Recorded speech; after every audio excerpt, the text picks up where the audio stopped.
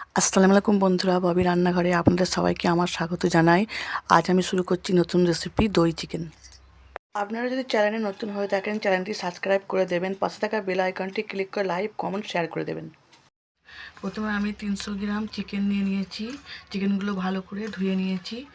এর মধ্যে আমি এবার লঙ্কা গুঁড়ো দেবো সামান্য, ধনে জিরে সামান্য দেবো, আর হলুদ দেবো সামান্য, আদা রসুন দেবো 1 চামচ মতো, গোলমরিচ গুঁড়ো 1 চামচ। এরপর আমি দেবো টক দই 2 চামচ।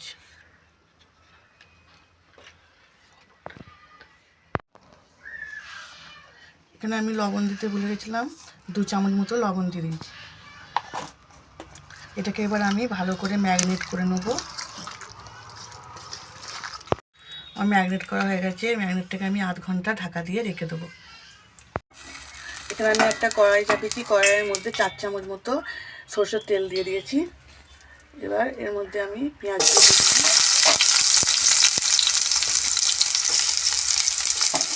পেঁয়াজগুলো নেড়ে আমি পেঁয়াজগুলো লাল মতো করে নেবো।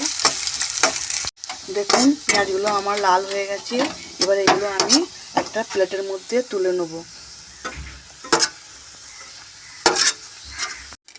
এখানে আমি কড়াইটা চাপিয়ে দিয়েছি। কড়াইয়ের মধ্যে আমি বাটার দিয়ে দিচ্ছি।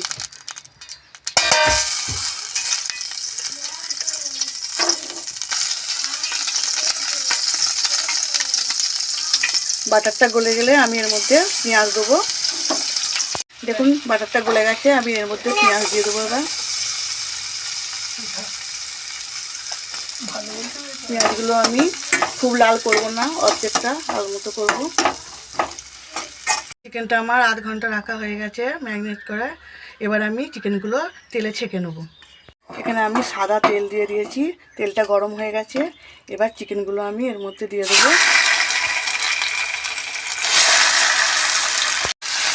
দেখুন আমার চিকেনটা ভাজা হয়ে গেছে। এবার এটাকে আমি নামিয়ে নেব। দেখুন পেঁয়াজটা আমার অর্ধেক লাল হয়েছে। এবার এর মধ্যে আমি দুটো তেজপাতা দিয়ে দেবো। তারপর আমি দইটা ফেটে রেখেছিলাম, দইটা দিয়ে দেবো।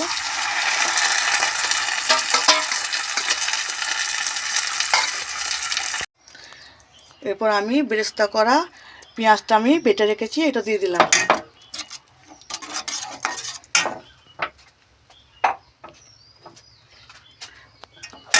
এরপর আদা রসুন দিয়ে দিলাম 2 চামচ মতো, আর কাঁচা লঙ্কা গুঁড়ো দিয়ে দিলাম।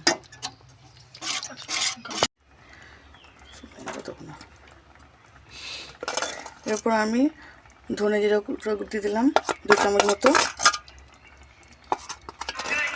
হলুদ গুঁড়ো 1 চামচ, লঙ্কা গুঁড়ো 1 চামচ, আর স্বাদ মতো লবণ, 1 চামচ মতো চিনি দিয়ে দিলাম এখানে। এগুলো সব ভালো করে একসঙ্গে কষিয়ে নেব।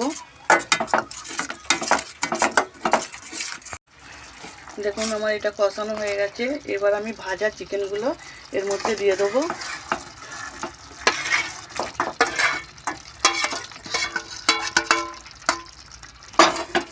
এটা আমি কিছুক্ষণ নাড়বো।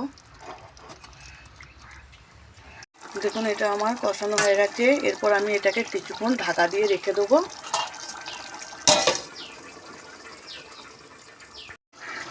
দেখুন কিছুক্ষণ হওয়ার পর আমি ঢাকাটা খুলে দিলাম। এরপর আমার চিকেনটা রেডি হয়ে গেছে। এবার আমি এটা নামিয়ে নেব। দেখুন বন্ধুরা, দই চিকেন আমার রেডি হয়ে গেছে। আপনারা বাড়িতে নিশ্চয়ই ট্রাই করবেন। দেখা হচ্ছে আবার নেক্সট ভিডিওয়।